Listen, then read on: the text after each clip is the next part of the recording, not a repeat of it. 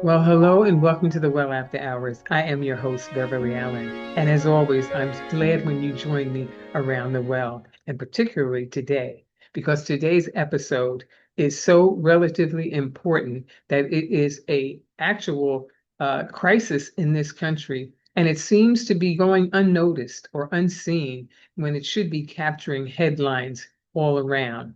But we're here to bring awareness.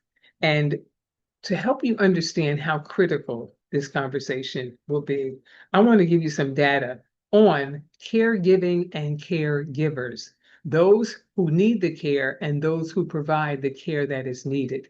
And this is what some of the statistics say. Around 63 million Americans, which is nearly 1 in 4 US adults, act as family caregivers for someone with complex medical needs or disabilities, a significant increase in recent years, with many handling intensive medical tasks without training and facing financial strain, according to recent data from AARP and the National Alliance for Caregiving 2025.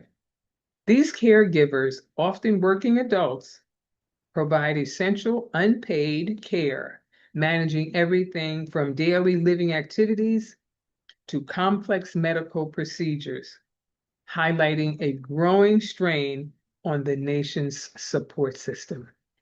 I am so grateful for my special guest today, who will be sharing not just academically or information at length, but as a experienced and shared living experience with a husband who is a military veteran. How critical is that? Who also faced mental health crises. She is not only a caregiver and a wife, but she is an advocate for caregivers and those that need the care. She is a counselor. She is a woman of faith. And she is an author, which also helps bring her here to the well. She has written a phenomenal book titled The Forgotten Caregiver of Mental Crises. And this is beautiful work, unbelievable. And we're going to get more into detail in that. But Dr. Parker's work speaks to the sacred calling of caregiving, especially for those walking with loved ones through mental health crises. She brings light to those who often feel unseen, reminding caregivers that God sees them, He strengthens them, and will meet them in their weariness. I want to welcome Dr. Amber J. Parker to the well. Well, welcome to the well, Dr. Parker. Now, I'm calling you Dr. Amber, but can you explain exactly what your professional title is? I may be slightly off a little bit. Certainly, yeah. So I am a medical provider, but I'm actually, so when you talk of me, it's just Amber Parker and then physician assistant. So I'm a board certified physician assistant. So it's the PA-C after my name. Yeah. Amen. Yeah. Well, I tell you, Yeah. as I was sharing with the viewers before I brought you in, the title of your book is just so resonating with me. The Forgotten Caregiver of Mental Crisis, Navigating Suicidality After Trauma with Increased Hope, Resilience, and Practical Strategies. This book is phenomenal. I know you were anointed to put this together because it covers just everything, as it said here, like everyone who may not even be a caregiver yet would want to have a copy of this in advance because preparation makes things a lot Yeah. more digestible and easier in life. So, I mean, I would definitely recommend this, but it's amazing. And I love Thank you. the way that you opened it up, explaining what is a caregiver. You started Yes. talking about that because some people don't Yeah. even consider themselves or use that terminology, you know, I did not. as Yeah. caregiver. So, Yeah. kind of just for general, would you just open up a little bit about what a caregiver is? I'll start off by. Certainly. Yeah. Yeah, in terms of this book, and I'm sure you're going to ask a little bit more about my story, Oh, yeah. but The Forgotten Caregiver of Mental Crisis, it was born out of my husband and my really hard story of he's a military veteran. He has deployed to Afghanistan. During his first deployment, there was an IED explosion that took the life of one of his buddies. My husband should have been in the vehicle, but he was not. He was called away at the last moment. And then they also were called to the point of wreckage, when his buddy had died, and I believe the driver had also been wounded. And so then there was a helicopter rescue, of them. And so you fast forward many years later, and then that was when my husband began to have terrible nightmares.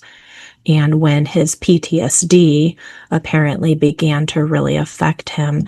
And so then this book is born out of it was about a 2-year period of our first lengthy crisis time, because we did have more crisis later as well. But the book was born out of the fight for healing from PTSD, as well as the fight for life, because he ended up having depression, and then also suicidal ideation thoughts, obviously, suicidal plan, and then we also had a suicide attempt and hospitalizations, etc. And so it was this up and down battle, day in and day out, where I was always on call. I was always alert, because if I wasn't, we may not have him anymore. And so, you mentioned it'd be nice to have the book in preparation of a time like what I'm describing. And absolutely. When I never considered myself with the term caregiver. I don't even remember when it was that I finally kind of identified with that term, or even realized, oh, there's a name for what I'm doing. And so a caregiver is the one who gives care to, it can be a loved one. It could also, sometimes there are caregivers who that is their job, in terms of they go and they get paid and they care for someone and then they go back to their own home. But there are so many unpaid family caregivers where you're caring for a loved one. And so I wrote the book that I didn't have. The book that I needed, and the Lord allowed us to come to a place finally where my husband is healthy enough, and I'm, in a place where our story is able to be shared with others. Because it wasn't, we were we had very few people who knew what was going on when we were in absolute crisis, because if too many people had known, he may have felt too exposed, and then we would have lost him. And so it's a testament to even have this book now. It's a testament of how God has been so faithful and has carried us and brought healing and brought us to medical scientific therapies to help. So hopefully, that kind of covers a few things, but yes, yeah, but definitely, yeah, thank you for that, because that is so helpful. yeah, I didn't even realize how what a crisis this country is in regarding caregivers until I read some of the statistics. I had shared with the viewers even that around 63 million Americans, nearly 1 in 4 U.S. adults, act as family caregivers for someone with complex medical needs or disabilities. And they say it's a significant increase in recent years, with many handling intensive medical tasks without training and facing financial strain, according to recent data from AARP and the National Alliance for Caregiving in 2025. I'm like, wow. And you would Mm-hmm. think that would capture the headlines, but it isn't. Mm-hmm. You really don't hear about caregivers. They're so, I guess, because everyone is so focused on the person who needs the care, they forget the one Yes. that's walking through, Yes. with them through that. And so I want to ask you, like, what moment or experience first revealed to you that caregivers in mental health crises are often the forgotten ones?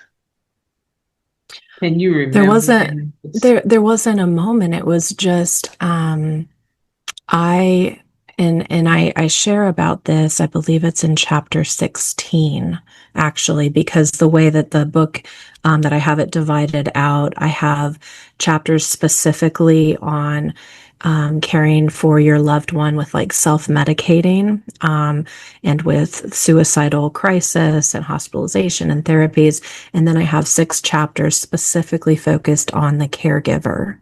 Okay, because like you said, and this is the whole reason why it's called the forgotten caregiver, is because we we are, as a caregiver, I was so focused on my loved one who was ill and I needed them to get better, and I was going to put all that I had, everything I had, pouring it out in order to care for them. And I've been a caregiver not just for mental health issues. I've also been a caregiver. 2 of my children have medical diagnoses. And so I've been a caregiver for their serious medical conditions as well. And so, you pour yourself out because you care about your loved one and you want them to get better. And so you keep putting your needs and yourself on the back burner, and you don't realize, I mean, no one says, oh, don't do that. Everyone's like, Mhm. wow, you're so strong. You're doing such a, you know, oh my goodness, I couldn't do it if I was you. Like everyone praises you for the caring that you're doing. And you also, your focus is on that person getting better. And then also you go to appointments and the focus is on the person with the diagnosis. And so you don't realize it until you enter burnout.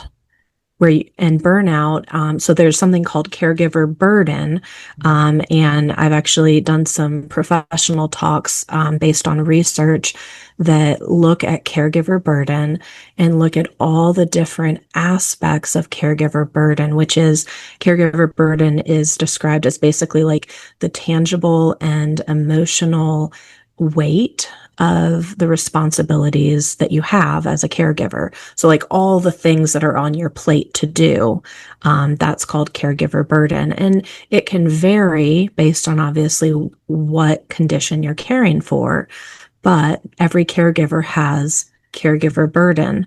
And there are certain risk factors for having increased caregiver burden. So let's say you are the primary caregiver and you have no one else's backup. So you don't have any additional secondary, tertiary caregivers, no one else to come alongside and allow you, let's say, a respite day to care for yourself or whatnot. When you don't have that, then that can increase your caregiver burden. If you live in the same house as the person you care for, that also is another risk factor for increased caregiver burden. And there's a number of additional ones. But basically, the research is looking at that, trying to identify who is at increased risk of having high caregiver burden because and the research I had looked at was specifically looking at mental health caregivers. So, like anything within mental health, which also includes things like dementia, Alzheimer's, different, anything to do with the kind of the brain and the mental health, and with caregivers who are at high caregiver burden risk, shall we say, who are caring for a mental health loved one, they're at increased risk of developing physical and mental health conditions themselves. Mhm. So, like increased risk of depression. You're holding all this stress in your body, And so it can begin to, there are different studies that are looking at, what type of physical health conditions you can begin to have as a caregiver.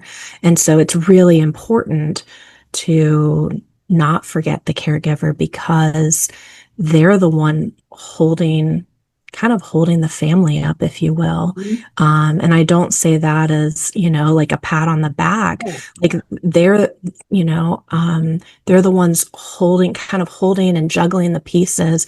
And if they begin to get ill, then the whole family unit begins to crumble. And typically there's not going to be one to step in to care for the caregiver.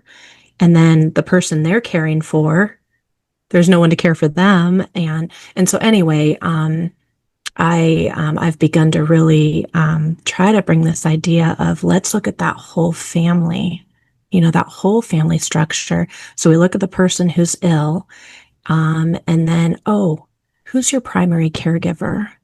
How are they doing? And then beginning to ask and beginning to bring resources for them, so that they don't have such increased burden, that then they also begin to have physical and mental health, conditions. So, and I myself, I developed an autoimmune condition. I developed some different fatigue issues. um, anyway, yeah. So yeah, there's some things that can happen. Yeah.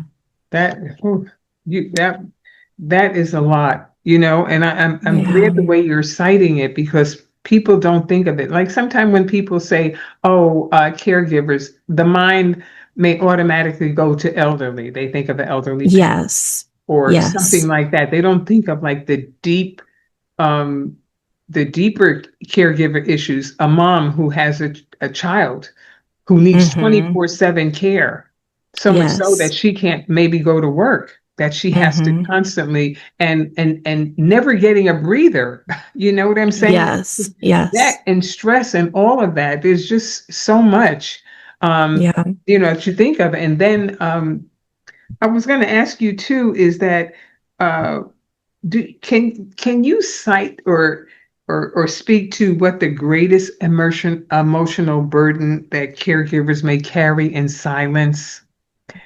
You mentioned that sometimes people Mm-hmm. and they know they do this. They say, "Oh, you're such a strong person. Wow." Mm. Especially when you're a woman of faith. "Oh, you have such great faith." What Yes. does that do to Yes. you? Is it, you can't be weak, or you can't have a bad moment Mm. or a thought like I need help or something like. Does that make you, Mm. It. like want Mm-hmm. to, It just not tell can. anybody or share? It. It can be. It can cause you to feel unsure about reaching out, or about opening up about the struggle that you yourself are carrying. And I talk about this in the book, about having safe, trusted, authentic community. It's in one of the later chapters. I think chapter 15, it may be 14 or 15. But yeah, so making sure you identify someone who would be a safe person to share that with, who's not going to dismiss it or judge you, but who's going to validate your feelings and your experience. That's incredibly important. Um, in terms of our conversation, so you talked about emotion, you were asking about that. So I can speak to walking through suicidality, as a caregiver for my husband. Obviously, there was PTSD as well. But one of the big impacts that occurred for me throughout that time was I began to lose my own identity of myself. And one of the reasons for that was that, I mean, things were pretty chaotic in terms of, you know, um, I would have to be really careful with my interactions with my husband, because if there was anything negative or maybe we disagreed or something, it could be his trigger for entering suicidal thoughts and suicidal crisis. And there were a couple moments that solidified that knowledge for me, where it did become an urgent issue. And then I don't think in one of the times that it ended up in suicide crisis, but it became a very urgent, situation that we were dealing with. And then I think his first hospitalization, it did come out of time where we didn't agree on something, and then that it caused him to enter into crisis and plan. And so with that knowledge, I began to believe that I had to be perfect, that I could not make a mistake. I had to hide, even if, let's say, maybe I didn't like something, I had to hide that inside. And I know that that was very unhealthy for myself, but there wasn't really anything else I could do, because if an interaction that might have been negative was a trigger for him to enter suicide, or suicide plan, then I took on that role of I have to be perfect or he's going to die. And again, it was based in events that had already happened. So, we fast forward and finally got him to the treatment that he needed, that finally began to cause healing for his trauma and his PTSD. And then he began to get better and whatnot.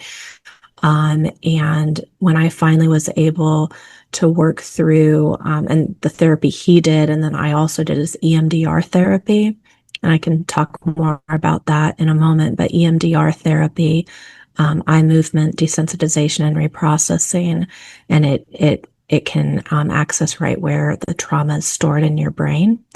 And that was what finally changed things for him and improved his symptoms so significantly in like a few, I don't know, 4 sessions or so, when he'd been going to therapy for almost a year.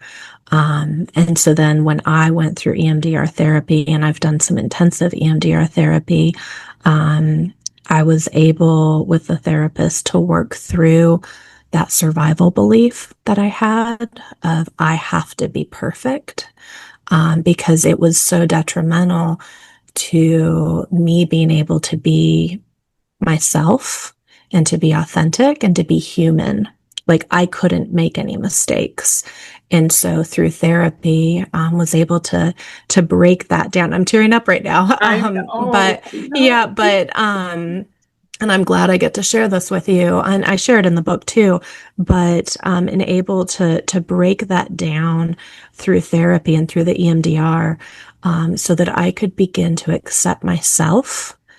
And again, this belief, it didn't come out of like my childhood. It came out of suicidal crisis and the survival belief, that I had to be perfect or he would die. And so then we had to break that and dismantle that belief. And I know the Lord guided and whatnot, to keep him alive, but the effect on me, we had to then work through. And so I'm able to make mistakes. I'm able to be human. You got to have ownership of your mistakes, and Okay. but anyway, so you talk about emotion or what could possibly affect you as a caregiver, and that was one of the big ones for me. Yeah. Wow. That is, To regain myself. Yeah. yeah, After. because that is so true. You could easily lose your identity when your focus is so centered on someone else. I mean, totally, like you said, you were in there, and the mental health crisis, like we don't think, or it's not amplified enough about military PTSD. Mm-hmm. I mean, Mm-hmm. everybody has their traumas and things that go on, but we don't, soldiers, when they have served, you know, a wartime or just like in Afghanistan or any place where there's threats of war and they have to be on guard 24/7, in certain areas of the country where, there are terrorist groups and they see certain things. It's like even when the soldier, I say, leaves the battle, the war doesn't leave him or them, he or her, because they've experienced things. How do you unsee what you saw? How do you unhear what you Mm-hmm. hear? So I mean that comes with you. And I don't think, or you could tell me, is there anything in place for soldiers really when they come home to give them, you know, um, the kind of treatment to help them? I mean, like They right away, it do. should almost be like Mm-hmm. a first step. Yeah. Like once you come. They do assessments in terms of the post-deployment time to try to identify, in terms of like mental health questionnaires and all sorts of other, physical type focuses. The thing with PTSD specifically in terms of a diagnosis of post-traumatic stress disorder, symptoms have to be present for over 30 days or 30 days plus to be able to diagnose someone with that. And so sometimes someone may have acute stress disorder, which is a little bit, obviously lesser than post-traumatic stress disorder. I did want to mention, as you're talking about trauma, so in chapter 4 of my book, I talk about the neuroscience of trauma. And I'm, obviously, since I have a lot of science background, Mm. PA, whatever, I really enjoy looking into that. And I also I break down kind of the difference between combat and civilian trauma. And like you said, obviously, uh, veterans or the military service members who are deployed and in war zones, they're trained. And also when we talk about them, we can also talk about first responders.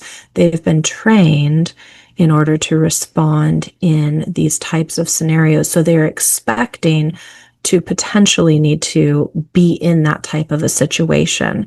So it's a little bit different.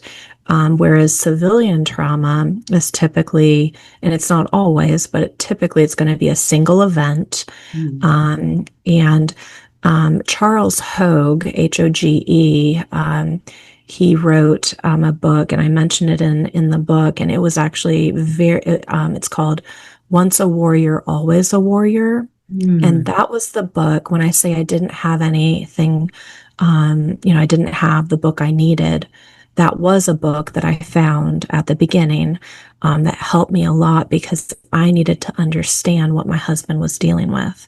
I needed to understand combat trauma, combat PTSD. And in that book, Charles Hogue, he does a wonderful job of talking about the warrior. And he talks, and actually, let me be better to read it than to try to remember. It's at the beginning of chapter 4, and he says it really well.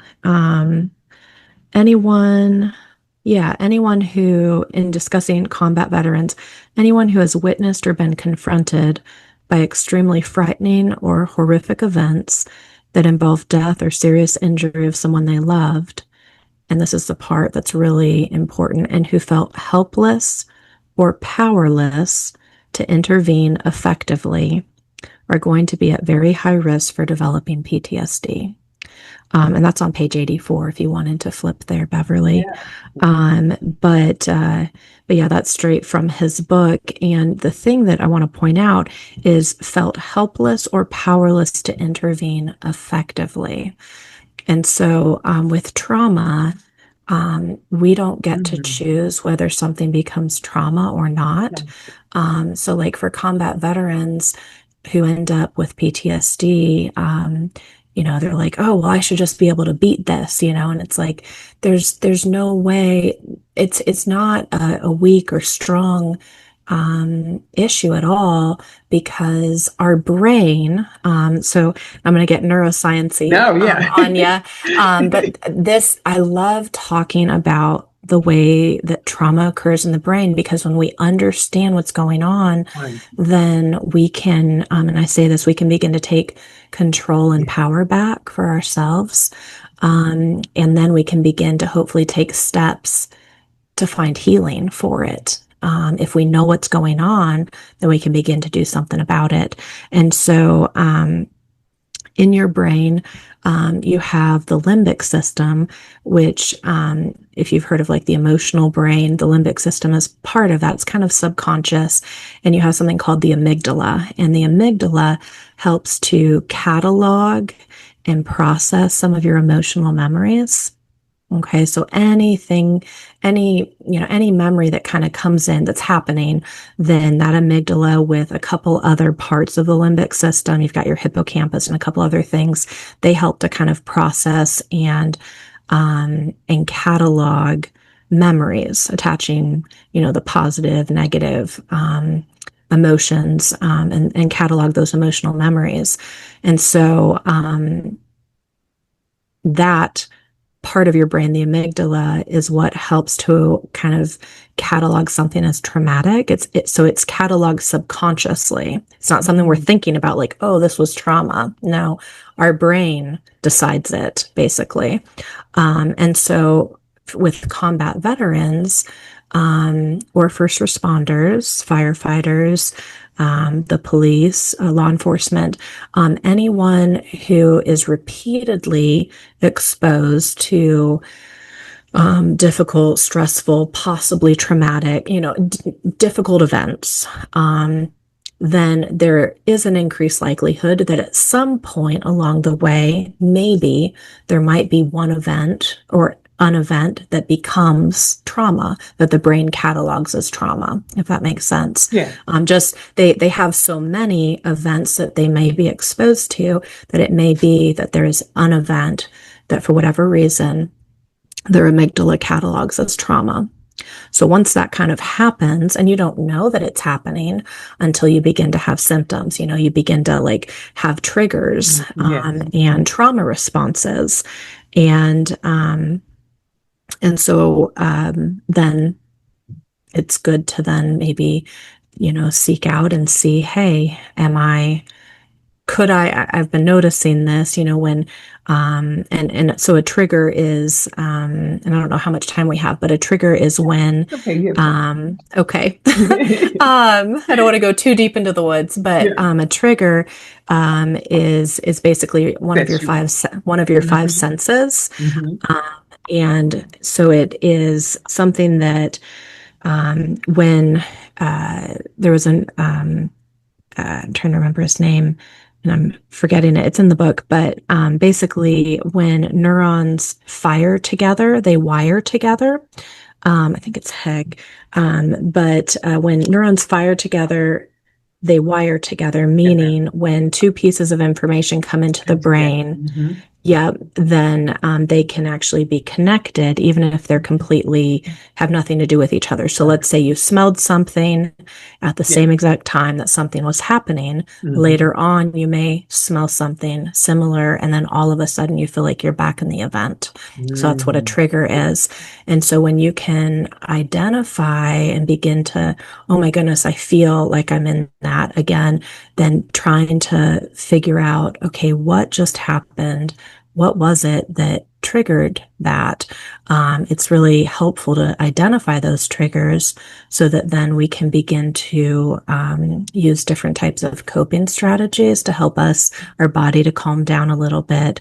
And then obviously through therapy, like EMDR therapy. So the EMDR therapy is a therapy that is bilateral stimulation of the body, and it is able to access that limbic system where the amygdala is and where those trauma memories are, and it can help those memories become unstuck.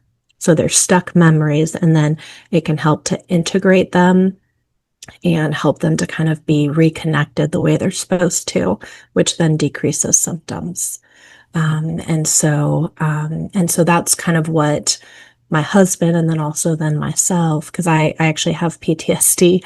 myself from the emergencies that I have walked through. True. Yes. um, yeah, and so like emergency saving my husband's life, and yeah, and so yeah, and you don't really realize it's traumatic until there begins to be a trigger, and you're like, oh, yeah, I'm noticing, and then you can go and yeah, seek out therapy or seek out treatment.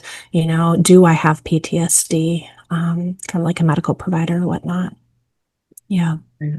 That is really so helpful. Um, Explaining that, understanding, how the triggers do work and the therapy that you mentioned, that type of therapy, Mm-hmm. that exists now, Yes. and Yes.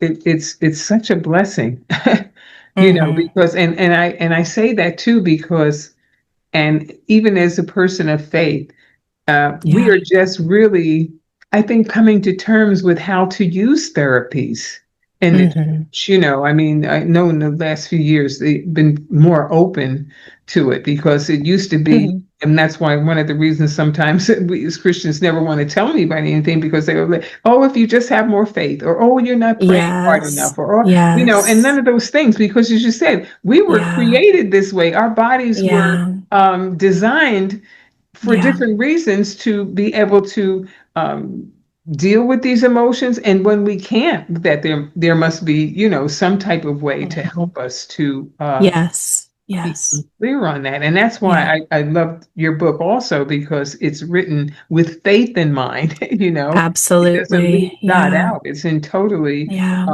doing that. And so what are some of the common misconceptions that the church and the community have about mental illness and the caregivers who walk alongside those that are affected, do you think? Common misconceptions. Well, honestly, that, I mean, kind of what you just pointed out on, and, the term spiritual bypassing, in terms of, oh, well, if you just have faith enough, or, just to categorize mental health symptoms as only spiritual. Mm-hmm. Because yes, can there, like depression, for instance, can there maybe be a spiritual component? Yes. Absolutely. But could there be something that needs medication or needs therapy or has a root of something else going on? And why not combine those, like, when we're praying for someone to have healing, like, with a cardiac issue, a heart issue, and we're praying over them for healing, knowing that God can heal them in an instant if he desires. And if it's within his will, he Will. can. He can do that. And they're going to be continuing to see their cardiologist and having whatever medical therapeutic, whatever the treatment is that they're saying at the same time. And then if God somehow touches their body and heals them, then praise be, praise be to God. And so I think if we could begin to, um, keep it as and we can do this, we can pray and we can identify and we can pray in the spirit, and and we can seek out faith minded, faith Yes. supportive therapists. Mhm. And we can also, if we need medication, we can also seek that out if we need that. And we don't need to feel guilty for having something that's going on within our body that, can I pinpoint that it's only my brain? Maybe there's something spiritual going on too, but yeah, so I think the idea of a holistic perspective and coming at it from a holistic standpoint is so important. And then education. And this is not just within the church. I think secularly, there's been increased knowledge and education about certain mental health conditions. And again, I don't know if it's the same in the church or not, but regardless, across the board, we need to fight to increase knowledge of conditions, and knowledge of how to step in and help someone in an emergency. So, like, knowing CPR, we Right. want to know Mhm. CPR so that if someone is having a cardiac event or an emergency that requires CPR, then we can step in. We also, and I share this in the book, I believe it's in chapter 6, but you can also just go onto the websites AFSP, that's American Foundation for Suicide Prevention. So AFSP, and then NAMI, NAMI. It's a National Alliance, I believe, of Mental Illness. But anyhow, AFSP and NAMI, they both have phenomenal information on suicidal risk factors. There's all sorts of like environmental, historical, and otherwise risk factors, and then also warning signs, warning symptoms to look for, in order um, to begin to realize, oh, maybe this person is struggling. Let me ask how they're doing. So I think education, because if we're praying, that's awesome. And then if we can then marry that with learning more of how to come alongside crisis, like suicidal crisis or mental crisis, and that's going to be really important. And then knowing the number 988 in the United States, that's the Suicide and Right. Crisis Mhm. Lifeline. Yes. And so just knowing that that number even exists, some people, they don't know that exists, but knowing that there is help, a phone call or a text away, yeah, can help. Hopefully that kind of your No, yeah, question. Yeah. you answered that so well and much more, Okay. Okay. Yeah. which Cause is yeah, I great don't, I too. don't know, in terms of misconceptions. But Well, yeah, you know what I think, like I said, we're moving beyond those now because we yeah, realize that we don't take anything away from God, who is omniscient, all knowing, all science, yes, yes. by And he can by use anything. exactly. Yeah. And Yeah. thank God for physicians and doctors and researchers that, have come to all this knowledge, that can be used in the healing process. Um, Yeah. because we are fearfully and wondrously made, and knowing how this body operates, as you stated earlier, it really does help, really in the healing. It is part of the healing process. Everything isn't Hmm. miraculous, just come down from heaven. Some things we have to take steps to do. And like you pointed out too, we can go to other doctors. We don't say that about getting our eyes examined, or, we have Yes. a broken bone or, Yes. anything else. But when it seems like we start dealing with the mind or, a mental outlook, it seems like we just think that that is only spiritual, and it's not. It's that plus, Hmm. Uh, Yes. so it Yeah. helps. And as you also pointed out, that to be able to seek faith, people, there are, counselors and Hmm. psychologists, psychiatrists who are Christian, that are faith-based too, who know how to deal with the whole person, Yes. which Yes. which can be crucial and critical. And I appreciate that so much. But as far as caregivers, how can caregivers, care for their own mental, emotional, and spiritual health without feeling selfish or faithless? Mm-hmm. Because Yeah. that comes up, you feel like, oh, I'm just thinking of myself. No, but it is Hmm. you plus the person. As my mom used to tell me when I was caring for Yeah. her, she said, if you don't take care of you, you won't be able to take care of me.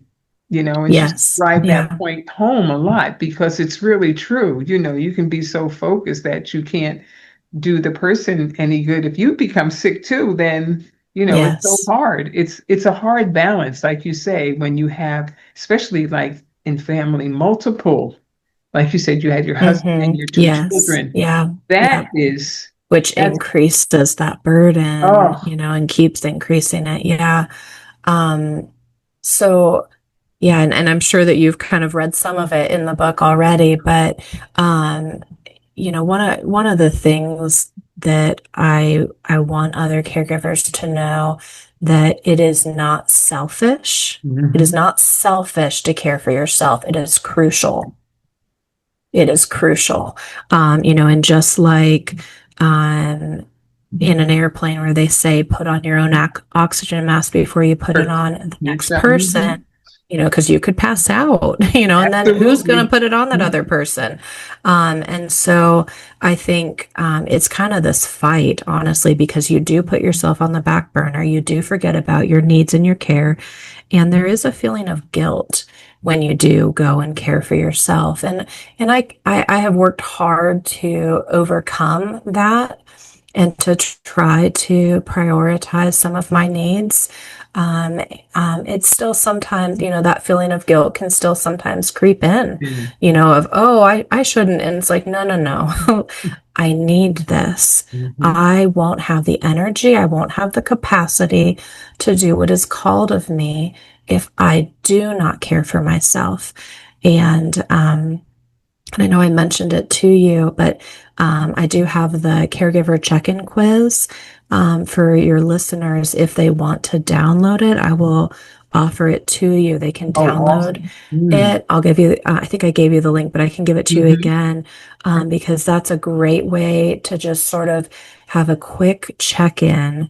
And it's really simple, but it's at the end of, I have 3 different caregiver resources at the end of chapter 3. But the caregiver check-in quiz, it's like 12 different items, and you look at over the last 7 days, what can I say yes to this one or not?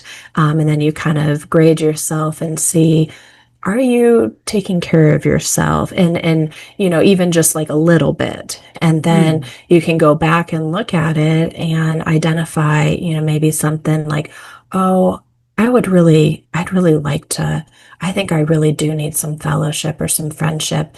I Mm. better try to call someone for the next week to get together for coffee or to go walking because I need connection. And so like as simple as that, or even I haven't been taking care of myself. I haven't been eating good at all, Mm. or I've not been showering. Like as Mm. simple as that. Have I cared for myself in basic ways, to make sure that some of my needs, basic needs, Mm. are being met. And so that can help, to care for ourselves. And then remembering we have permission. And if you don't give yourself permission, you have it from me. So from It's Beverly and Amber. Yes. it's so good to, I'm sure, as simple as that may sound, that hearing you say that can Yes. free someone, Yes, I you know. know? Yeah. You have permission from me to take care of yourself. It's okay. Yeah. And Lay your burden down. yeah. Yeah. And Lay and it and down. yes, and what Yeah. are some reasonable boundaries that Mm, a caregiver can set so that they can do that? Like I know there's some things you're not able to say no to or put aside, but what can you actually do? Um, you know, maybe timing of things, finding timing mm-hmm. of how, like if you're giving medicine or treatment, you know, uh, Mm-hmm. ma making sure that maybe you can have 10 minutes, Mm-hmm. of some alone Mm-hmm. time. I know sometimes there are people who Yeah. just don't have someone times to fill in for them, but Yeah. Well, I would say it depends on what you're caregiving for, certainly. So, like with my husband, um, he would go to work, and obviously I would still be on alert, or, I might interact with him here and there or whatnot, seeing how he's doing. But maybe I would do something, and I had kids, but maybe there might be something I do for myself, during a small portion. Or for me, one of the things I would do would be going on a run, to help with my stress, to help do something for myself. Like that helped a lot. And so trying to fit that in here and there. Yeah. So I guess the question is kind of, what, and I'm not really answering the boundary question, I guess, but what is it that brings joy to you, that fills you, and that, that would be helpful. And so then trying to put that in, and then it's hard to plan ahead as a caregiver, certainly. But if you're only thinking about maybe one thing that you're going to try to put on the agenda, for like the next however many days, like, oh, well, I don't know, I'll take a nice warm bath, that night, or, and so then trying to, I guess, value your plan, if that makes sense. Yes. Value your plan, put that as an appointment with yourself. Mm. That might be something helpful. And certainly could something come up, but don't just get rid of it, maybe shift it to another spot, Yeah. Yeah. Yeah. And You know, I do talk about boundaries in one of the later chapters, but it's more kind of in terms of protecting kind of your peace and your rest as a yes. family in Yes. crisis. And so, Mm. and so it can be, so boundaries can be hard. Yeah, But but you know what? yeah. When listening at what you were saying about doing certain things, like making sure maybe you give yourself some grace time to take Mm, a bath where you can actually de-stress, yes, yes. detox, as they say, from things. That's a boundary. Set it for yourself, against yourself, saying, no, I am going to allow myself to Yes, think of yes. myself, like, like that, where sometimes you just have to kind of talk to yourself and encourage yourself, as David said, Mm-hmm. to take those steps to do that. Um, Yeah. and to break out of that, oh, it's selfish. It's not selfish, as you say, or it's Mm-hmm. not putting yourself, it's like you say, it's crucial. Yes, it's crucial. Well, and having a small group, and there are different seasons of small groups sometimes, but having a group of like-minded women and connecting and having that is so important too. Yeah. Yeah, yeah. You, I wanted to ask you too, when did you get I don't want to say green light, but the inspiration or the spiritual motivation that you needed to do this book? Because you put Hmm. a lot into this, Yeah. a lot. This is Thank just you. so helpful. I mean, Yeah. you kind of left really no stone unturned in here. It is a comprehensive It guide. is. Yeah, comprehensive and compassionate guide is kind of what I call it. So the inspiration, so if we go back to that crisis time, I didn't know if my husband would ever be healed. Mhm. I didn't know what the future held. Um, Life was chaotic. It was day to day. It was survival. And, had to try to protect my energy and then caregive and care for kids and, and all of it and advocate and whatnot. And, um, I remember somewhere in there just whispering a prayer to God, to redeem our story. Please redeem our story. And I didn't know when, I didn't know how, but I had seen so many answers to prayer throughout the time and miracles of God, that I did not believe that our story was just for us. But I didn't know how, I didn't know when. And it was many years later, and even after another crisis time for my husband, and I talk a little bit about that in the very last chapter. But yeah, in terms of that prayer, and then we walk through just so many additional things that were really hard, and like our marriage, being attacked, and just so many things, and it's like, Lord, I don't know, I don't know Yeah. if that will ever happen, if we'll ever share this story. And then, so the writing, editing, etc. of this book took a little over 2 years. So I guess a little over 2 years, I had, or 2.5 years, I guess, I had discovered this company that was like, writers. It's called Hope Writers, and then I found out about their conference, and I really loved the idea that they had of someone needs your hope filled words. Now, basically, someone in the world needs your hope filled words now. And they had this publishing company, and just that idea just resonated with me of hope. And it's Hope Books is the publishing company. And so, yeah. And so then, I think I was on a call hearing about it. And then it was like the Lord I knew I was going to write a book. I didn't know what my first book would be. And then it was like the Lord gave me this book, if Mm-hmm. that makes sense. Like Mm-hmm. that's your first Mm-hmm. book. And it was like, Mm-hmm. Lord, really? That's going to be the first book? Okay. And so, yeah, and so it's just, and then praying over all of it, and praying that, that would be able to happen.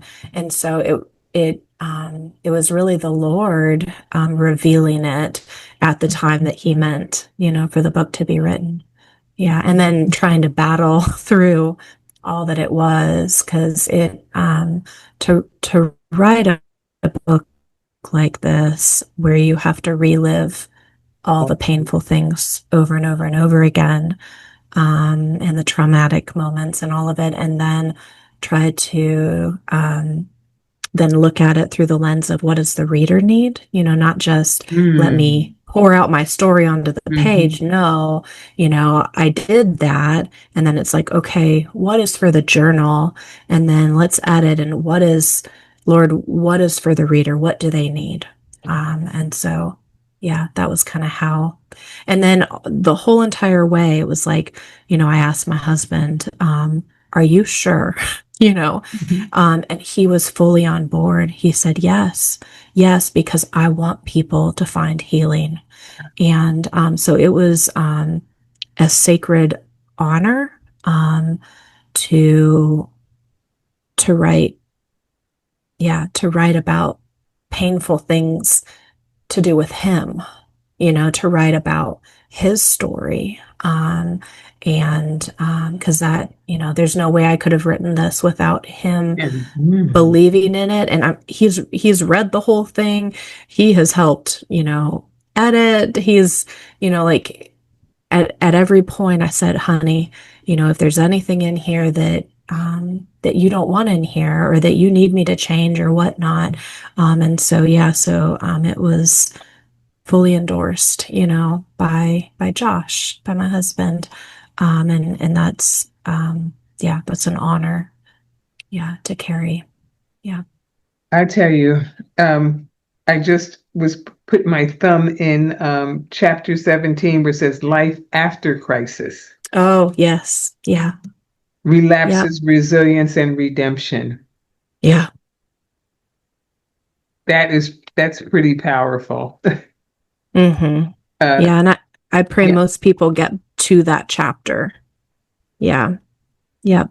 because it it's hopeful, it's helpful, and anyone reading this that is going through something can find hope, can find some medical answers, and Mm-hmm. and the grace to give themselves, while Yes. they're going through it. And I think as we wind down, I would ask you, was there any particular, I don't know, scripture or scriptures that helped carry you through, that you had to, So many. yeah. So many. I could imagine I because it's and I you mean, need them yeah, all. I have them throughout. And yeah, like I said, the Lord answered. I think it's in the introduction, so I can read it. Yeah, the Lord, I saw him, come through so many Good times and times. Oh, answering prayers and, um, yeah, mightily. wow. Let's I see if could I just imagine all of the scriptures. That's why I said it couldn't be just one because you'd call on all the references, you need Mhm. every. Okay, so I'm gonna read, it's from page 34, but Psalm Mhm. 69, 1 to 3, and then it goes on a little bit on the next page. But Psalm 69, Mm, and I'm in this part of the book, I'm talking about my anchor and sustenance and doing the next right yes. thing and following God. In Psalm 69, save me, O God, for the waters have come up to my neck. I sink in the miry depths where there is no foothold. I have come into the deep waters. The floods engulf me. I am worn out calling for help. My throat is parched. My eyes fail looking for my God. That's 69, 1 to 3. Um, and then later in the chapter, the psalmist calls out, answer me, Lord, out of the goodness of your love. In your great mercy, turn to me. Answer me quickly, for I am in trouble. Come near and rescue me. Psalm 69, 16 Mm, to mm, mm, 18a. mm, And just one thing that I will share with others is that whenever I'm overwhelmed and like, I open the Bible and I need truth, but I just, I don't even know where to go, if you know what I mm. mean. Um, I always go to the Psalms, Comes. always. I go to the Psalms and I start flipping around until my eyes start reading one that feels as though I could have written it, Yeah. you know. And the thing I love about David and the other psalmists is they're so honest and authentic with God. They don't hold anything back. They even say, come and vindicate me and do this to my enemy. And, like Yes. they bring it. Hmm. And they're so eloquent in talking about how they feel and how overwhelmed. And like, David here, he's saying, or the psalmist is saying, the floods engulf me. I'm worn out calling for help. My throat is parched. I can't see God, basically. And it's like I felt that way so many times. But then in the Psalms, like you're reading it, and then it's like every single time it always turns back to praise. Hmm. Like it's like, Hmm. this is too much. This is happening. And then it's like, and yet, God, you are this and you are that, and you are the creator. And like here, answer me, Lord, out of the goodness of your love. Love. In your great mercy, turn to me. Answer me quickly. Like it's this testament of like, God, I know you are great. I know you can come and help me. This full trust. And so yeah, I think, regardless of whether you have little faith or little knowledge of the Bible or great knowledge, come into the Psalms when you're feeling just overwhelmed and Well. burdened or desperate. Or you've just gotten a diagnosis that rocks your world, coming there and crying out with the psalmist and also praising alongside him. Um, there have been, yeah, again, there's been so many times where I have done that and just prayed alongside. Yeah, and God is gracious and He sustains and He holds us.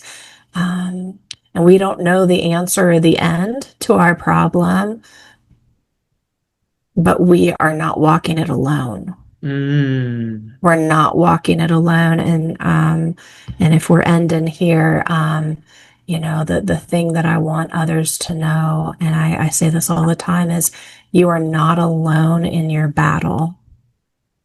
You are not alone. there are people who want to come alongside you, and also God wants to be in the midst of it with you. Yeah.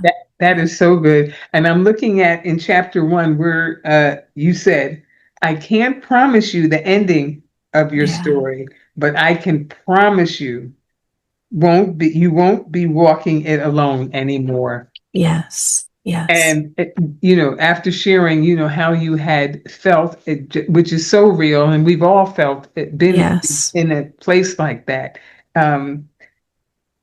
Which made us cry out so much more to God and Hmm. prove our dependency upon Him, when not everything else would fail, and that He would come through. Like you said, after the pain, then, came the blessing.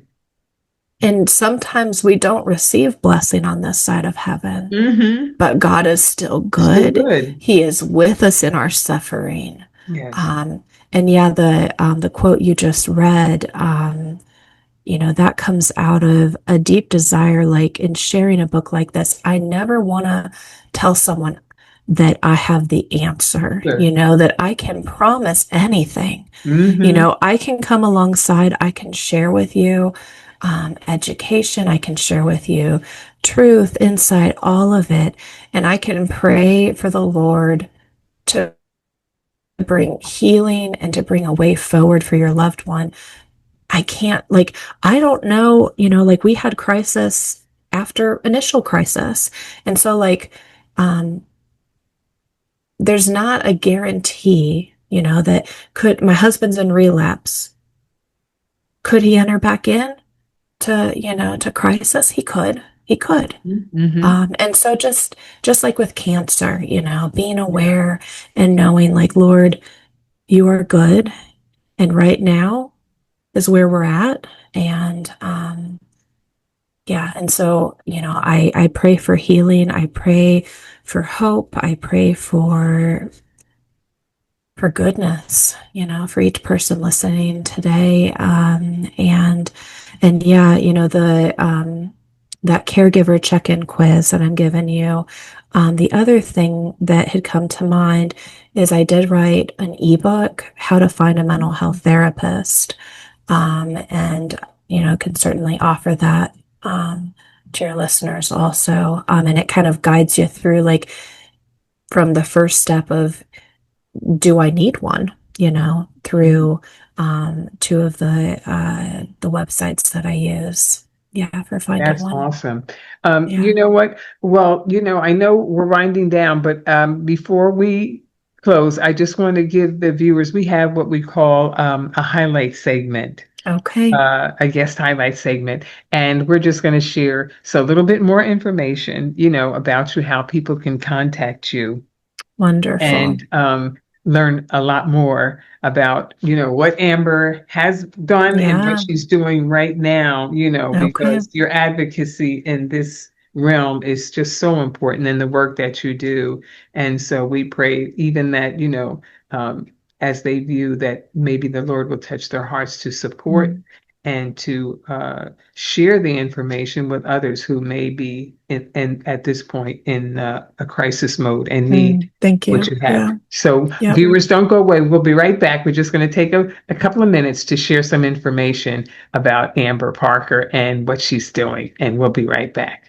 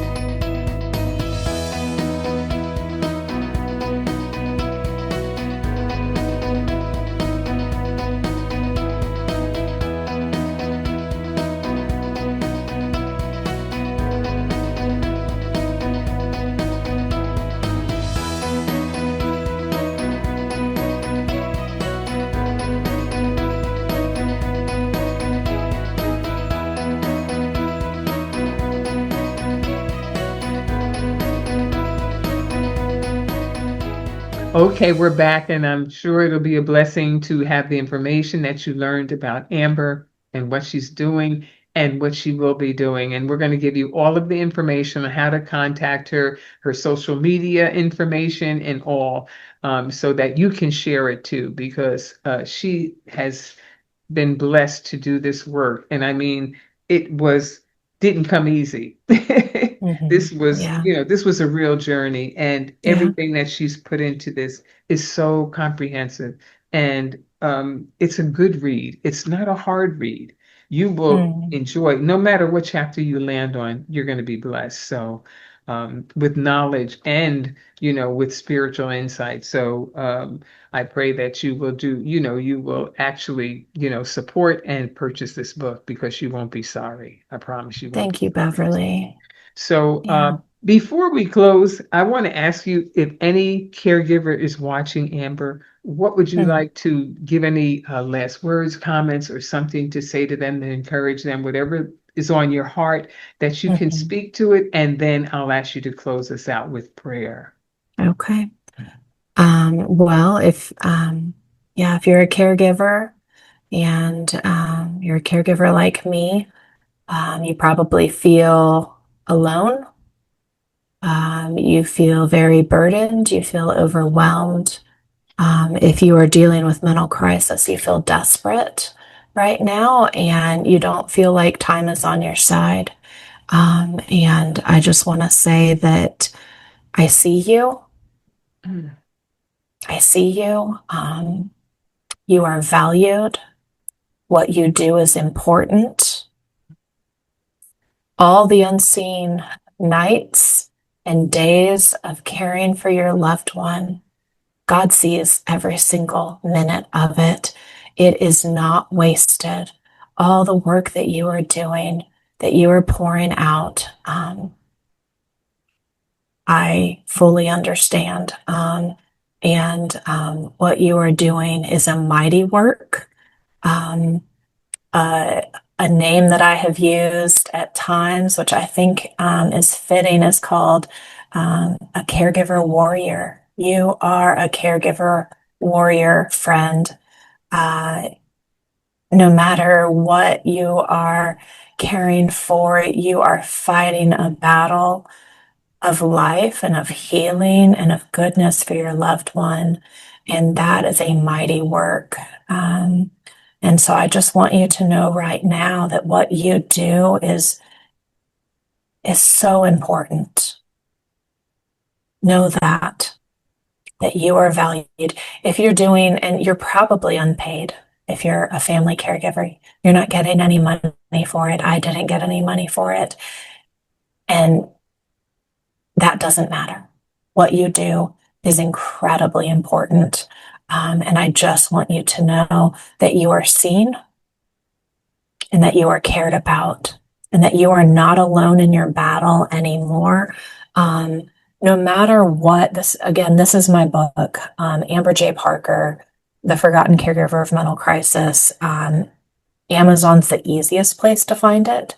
There's also Barnes and Noble, Books a Million, mostly online. If you don't have the resources, please ask for it through your library. Your library can get it for you to be able to read. Put it on hold, ask for it. You just need the ISBN number, typically for your library, because no matter what caregiving battle you are walking through right now, if it's not a mental crisis battle, guess what? I've been a caregiver for more than one issue. I've been a caregiver for medical conditions, and I wrote 6 chapters just for you Mm. because no matter what you're caregiving for, the caregiving journey is pretty similar, quite frankly, because we do have burden, we can burn out, and we have to care for ourselves. So please get it, at least read those 6 chapters. Yeah, because what I did was I wrote what I needed, um, and that I didn't have. I don't want you to walk it alone. If there are other people that are geographically located with you, that you can have support and connection with, please find them, so that you are not walking your journey alone. Yeah, you are cared for, you are loved, and hopefully you know that already after Beverly and I have been talking this whole time. So, yeah, take care. Ah, thank And you. then you wanted me to pray as well, Yes, right? Yeah, thank you. okay. Yes. Let me pray.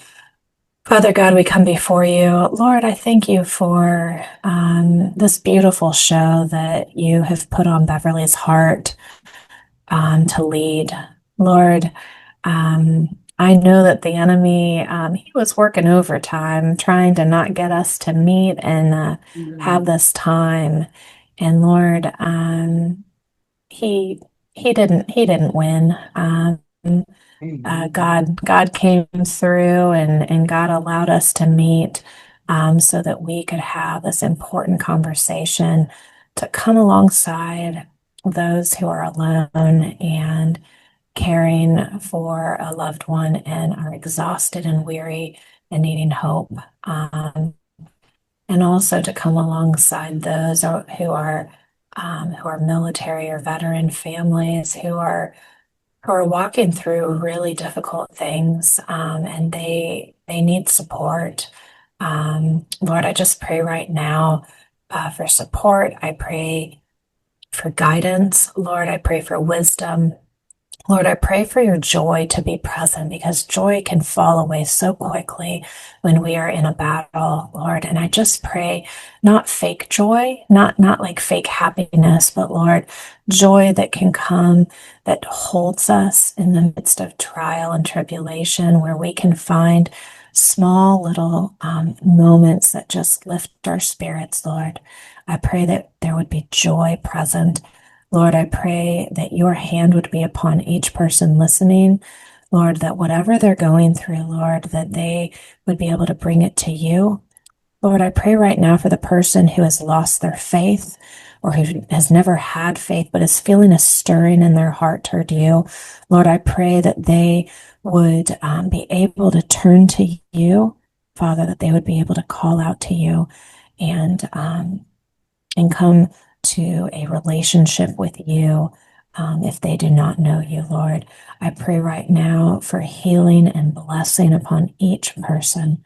Lord, I thank you for Beverly and all that she is doing to further your kingdom and your name, make your name great, Lord. And we just pray that you would be glorified, Father, that you would allow this message of healing and hope to make it to those who need it, Lord. It's not about me, it's not about us, Lord, but we pray right now that you would really um, amplify amplify this message, as Beverly says. Um, yeah, you are good, you are mighty, and we call on your name in Jesus' name, amen. Amen. Amen. Thank you so much, Amber, for that prayer. Mhm. So needed. And I know that many people are going to be blessed. Whoever hears and watches this episode is going to be truly blessed. And I thank you so much again Wonderful. for agreeing to come to the well. It's your first time, but not your last time. We're Now going it's to not. have a lot of fun conversations. So I can I'll have already to, see. I'll have to keep up with your progress and all that you're Yeah. doing and see how we can further try to support what you're doing. And we'll be praying for you and for Josh and for your Thank you, family, Beverly. as you Yeah, go thank forward, you. but I know Yeah. that the Lord's hand is heavy in your life Mm, and he's got a plan. And no matter yeah. how the enemy may try to fight against it, he's fighting a losing battle because whatever God starts, he finishes because he's already declared the end of a thing from the very beginning of it. So Hmm. I'm grateful to know that that we can hold on to that, So Yes. it's not finished. There's more, and so I thank you for being here and I look forward to sharing again. Thank you to the Well community for being with Yes. us this day. And we look for you next week, the same time, the same place. And until then, we say, God bless you and stay well. Yes. God bless. Bye.